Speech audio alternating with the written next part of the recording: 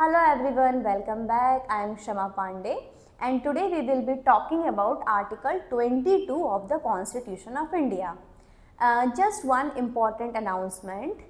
ऐसा है कि मुझे ये रिस्पॉन्स मिला कुछ स्टूडेंट से कि मैम जो आप बोर्ड पे लिख रही हो अगर हमें इसका PDF या इमेज मिल जाए, कुछ भी मिल जाए, नोट्स मिल जाए, जो भी है तो इट वुड बी गुड। तो मैंने इसके लिए एक टेलीग्राम चैनल स्टार्ट कर दिया है। तो इस वीडियो के डिस्क्रिप्शन में जाइए, वहाँ मैं लिंक पेस्ट कर रही हूँ। उस लिंक से आप मेरे टेलीग्राम चैनल पे आइए और वहाँ पे मैं आपको नोट्स भी दूंगी, PDF भी दूंगी, ये जो इसका फ़ोटो खींच के भी मैं उधर ही डाल दूंगी। So in case you do not want to note down during the lecture, you can directly go and download the photo from that Telegram channel. ठीक है।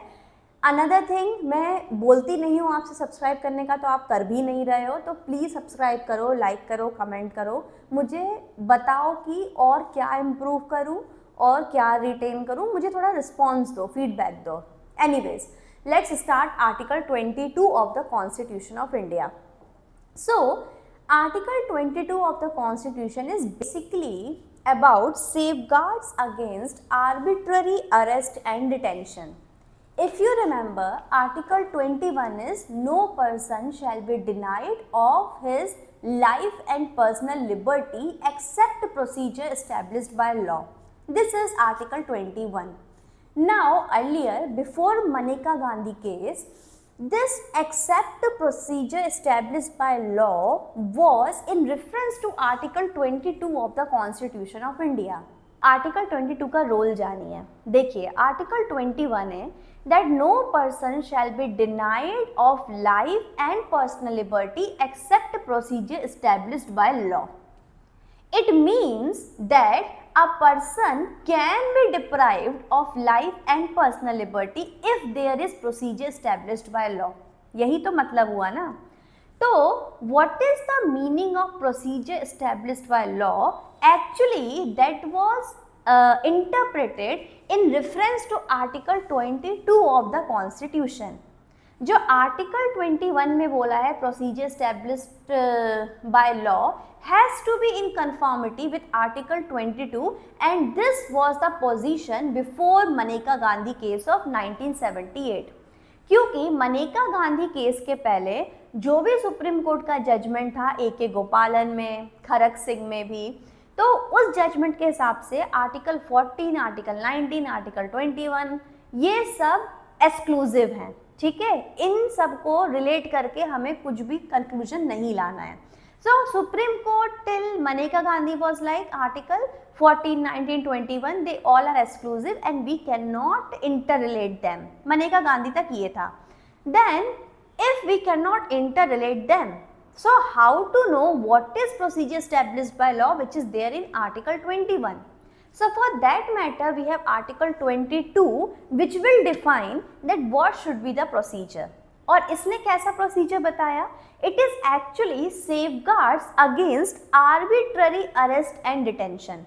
अब देखो, यहाँ पे सिर्फ अरेस्ट और डिटेंशन की बात हो रही है, क्योंकि हमने आर्टिकल 21 में देखा था कि कैसे पहले लाइफ को सिर्फ बॉडीली रिस्ट्रेंट माना जाता था कि अगर कोई डिटेन हो गया, अगर कोई अरेस्ट हो गया, अगर किसी को किडनैप कर लिया, तभी एक राइट टू लाइफ वायलेट हो रहा है।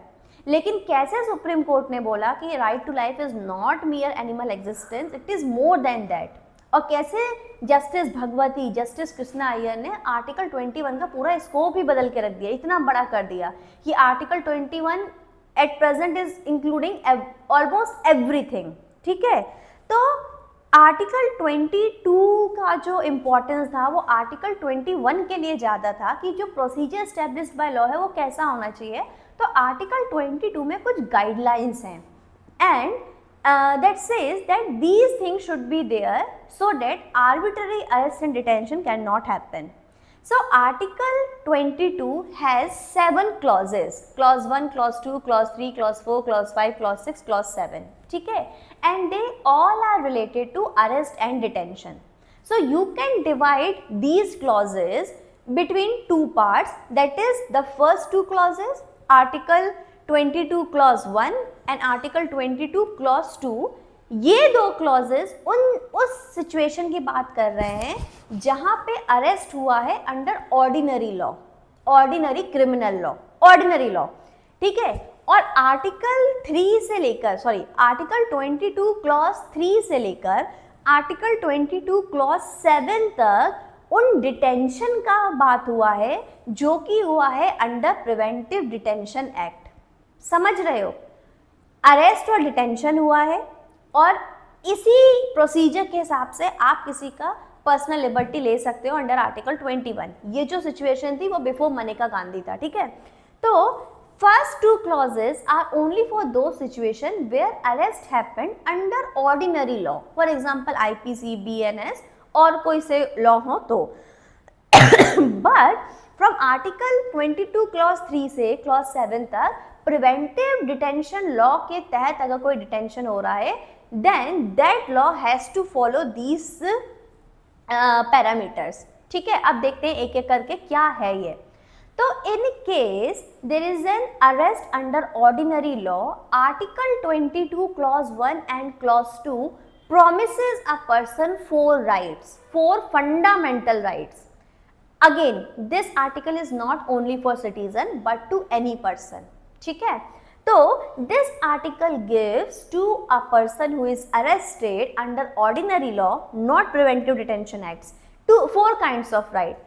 पहला right है that person should know as soon as possible. This is the wording of article 22 clause 1.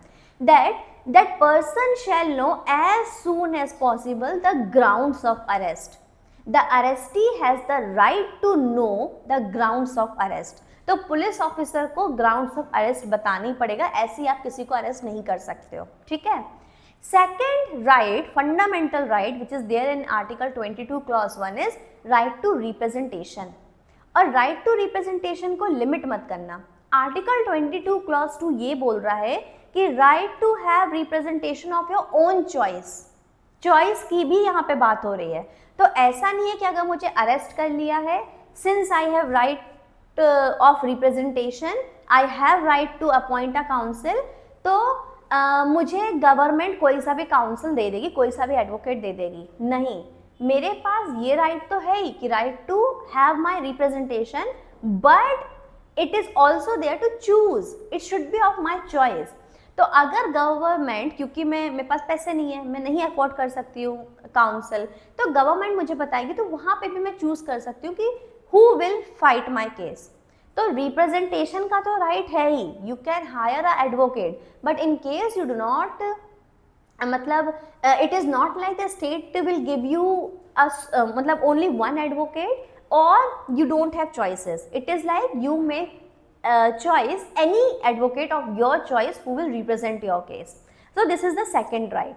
Third right is that the person who is arrested, अभी हम डिटेंशन की बात नहीं कर रहे हैं, डिटेंशन की बात हम यहाँ से करेंगे। So the person who is arrested has to be produced before the magistrate within 24 hours. अगर मैं आज 6 बजे शाम में अरेस्ट हो गई हूँ तो मुझे कल 6 बजे शाम तक कुछ भी करके मजिस्ट्रेट के सामने प्रोड्यूस करो, otherwise it will be against my fundamental right. Another thing, this 24 hour will not include the time to travel. अब ये सोच लो कि अब मैं 6 बजे अरेस्ट हुई हूँ, 2 घंटे मुझे बस में ही लग गया, पुलिस मुझे एक जगह से दूसरी जगह ले जा रही है, कार में इतना ट्रैफिक था कि हम लोग 4 घंटे ट्रैफिक में ही फंसे रहे, और क्योंकि उस वजह से हम लोग लेट हो गए, तो कल शाम 6 बजे तक मुझे प्रोड्यूस करना था मजिस्ट्रेट के सामने, लेकिन बज गए रात के 10। तो पुलिस ये बता सकती है कि 4 घंटे हम लोग को ट्रैवल में वेस्ट हो गए। So these 24 hour does not include time to travel, ठीक है। तो 24 घंटे के अंदर मजिस्ट्रेट के यहाँ प्रोड्यूस होना है। And the fourth fundamental right of arrestee is that after 24 hour there will not be any detention. Police custody में नहीं रहोगे आप, या तो आप जुडिशियल कस्टडी में भेजो या तो आप मुझे सेट फ्री करो, छोड़ दो। पुलिस कस्टडी में I can not be there in any circumstances, maximum limit is 24 hour. So these 3 are the safeguards which are there under article 22 and procedure established by law which is there in article 21 shall satisfy these 4 things. समझ रहे हो? लेकिन ये चीज़ तो पता है मनेका गांधी के पहले तक थी. बाद में क्या हुआ, जब मनेका गांधी का केस आया तो मनेका गांधी के केस में जस्टिस भगवती कह रहे हैं कि article 14, article 19, article 21, article 22, they all are interrelated, you can not separate them. तो अगर आर्टिकल 21 में बोला है procedure established by law, so that procedure established by law shall be reasonable under article 14 of the Constitution of India. Also, that law, if it is imposing some kind of reasonable restriction, any kind of restriction, then it has to satisfy Article 19 also, that the restriction shall be reasonable. तो finally Maneka Gandhi में जब ये बोला गया कि सब inter related हैं, तब इस आर्टिकल का उतना इम्पोर्टेंस नहीं रहा. इम्पोर्टेंस अभी भी है, लेकिन क्योंकि अब आर्टिकल 21 को 14 और 19 से भी रिलेट कर दिया है, तो बिल्कुल ये जो अरेस्ट है वैसे भी अनरीजनेबल नहीं हो सकती, क्योंकि आर्टिकल 14 भी है ना, फालतू की चीज़ें नहीं हो सकती, लेकिन still it has relevancy of course. तो ये हमको वो बताते हैं कि safeguards against arbitrary arrest and detention. Now coming to the second part, that is if somebody has been detained under preventive detention laws. सबसे पहले आप ये जान लो कि ये होता क्या है प्रिवेंटिव डिटेंशन लॉ. देखो, 2 टाइप के लॉ होते हैं, एक प्यूनेटिव होते हैं, एक प्रिवेंटिव होते हैं. प्यूनेटिव लॉज क्या होते हैं? प्यूनेटिव लॉज वो होते हैं कि अगर आपने कोई गलती की है, अगर आपने कोई फॉरबिडन एक्ट किया है, अगर कुछ इलीगल किया है, तो आपको सजा मिलेगी. ठीक है, you will be punished for your unlawful act. This is punitive act. अगर is preventive act, that is आपने कुछ गुनाह नहीं किया है, आपने कुछ इलीगल भी नहीं किया है, लेकिन state means law and order machinery, जो भी समझ लो, स्टेट को ये रीजनेबल सस्पेंशन है, ठीक है, सस्पिशन है कि आप कुछ काम कर सकते हो, आप कुछ ना कुछ करने वाले हो. और जनरली ये होता है हैबिचुअल ऑफेंडर्स के लिए, हिस्ट्री सीटर के लिए, जिनने बहुत सारे क्राइम कर चुके हैं, है ना. तो अगर स्टेट को ये डर है कि आप ये काम करने वाले हो, तो स्टेट आपको डिटेन कर सकती है, पकड़ के आपको बंद कर सकती है. So these are preventive detention law. For example, if you know, we have preventive detention act of 1950. अगर इफ यू नो, A.K. गोपालन अरेस्ट हुए थे इसी में, ठीक है. Then we have MISA of 1971. MISA is maintenance of internal security act, ये था 1971 का, ये भी प्रिवेंटिव डिटेंशन लॉ था. फिर TADA, that is terrorist and एक और कोई terrorist and let me check,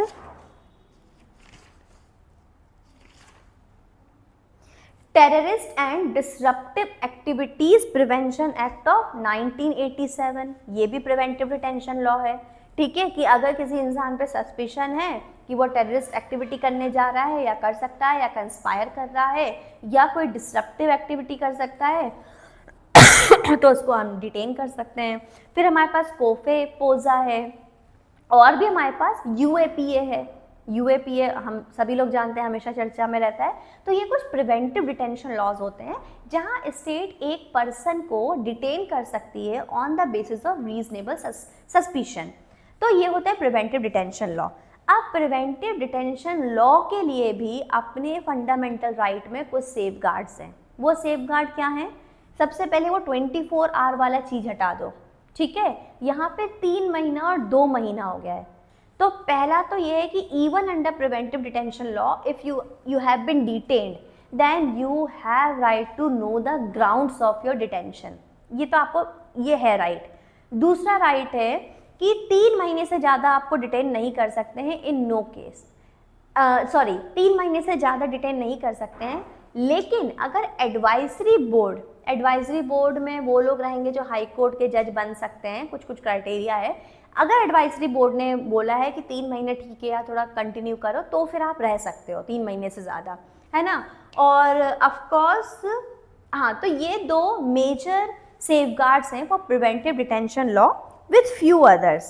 Those are not that it is important, but अभी मैं डिस्कस नहीं कर रही हूँ. आप एक बार रीड कर लेना, they are self explanatory. So these are for preventive detention act. तो AK Gopalan versus state of Madras में तो हमें पता था, AK गोपालन में क्या बोला गया कि जो AK गोपालन को under preventive detention act detain किया गया है, that is lawful because it is following the procedure established by law and it is satisfying article 22 also, ठीक है। लेकिन जब मनेका गांधी केस आया और फिर RC कूपर केस आया तो पूरा जुस्प्रूडेंस ही चेंज हो गया। तो अब आर्टिकल 14 भी है, आर्टिकल 19 भी है, इन एडिशन टू आर्टिकल 21, सबको साथ में हम पढ़ सकते हैं। और आर्टिकल 22 भी है ही safeguard for protection of rights of arrestee and person who are getting detained. So this was Article 22 of the Constitution of India. Our next lecture will be Article 23 and 24, right against exploitation, both together. So please subscribe, ठीक है, like भी करो, subscribe भी करो, थोड़ा बहुत comment कर दो, बता दो कि मैम आप ये टॉपिक छोड़ दी हो, या कुछ केस लॉ बता दो, कुछ सजेस्ट करो, make it interactive. Anyways, thank you so much.